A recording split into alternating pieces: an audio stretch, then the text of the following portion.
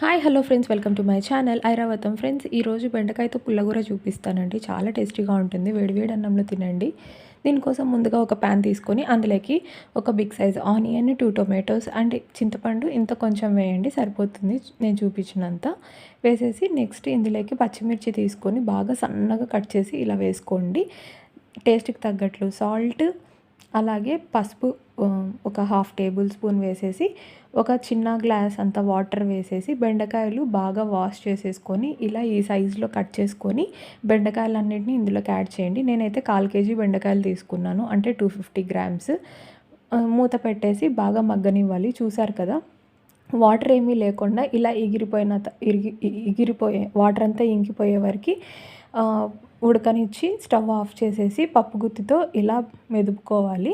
బాగా మెత్తగా మెదుపుకోకూడదు, కోర్స్గా మెదుపుకోవాలి. నెక్స్ట్ ఇంకొక కడాయి తీసుకొని అందులోకి వెల్లుల్లి, ఒక చిన్న సైజు ఆనియన్, జీలకర్ర, ఆవాలు, మెంతులు, కొన్ని ధనియాలు, ఎండుమిర్చి ఇవన్నీ వేసి బాగా ఫ్రై చేయండి. కొంచెం కలర్ చేంజ్ అయిన తర్వాత ఇందులోకి ఫ్రెష్గా ఉన్న కొత్తిమీర, కరివేపాకు వేసుకొని లో ఫ్లేమ్ మీద ఫ్రై చేయండి.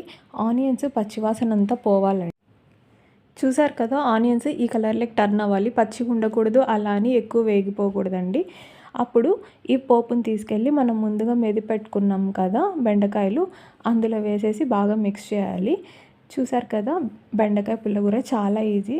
వీడియో నచ్చితే తప్పకుండా లైక్ చేయండి, సబ్స్క్రైబ్ చేసుకోండి ఫ్రెండ్స్. Thank you.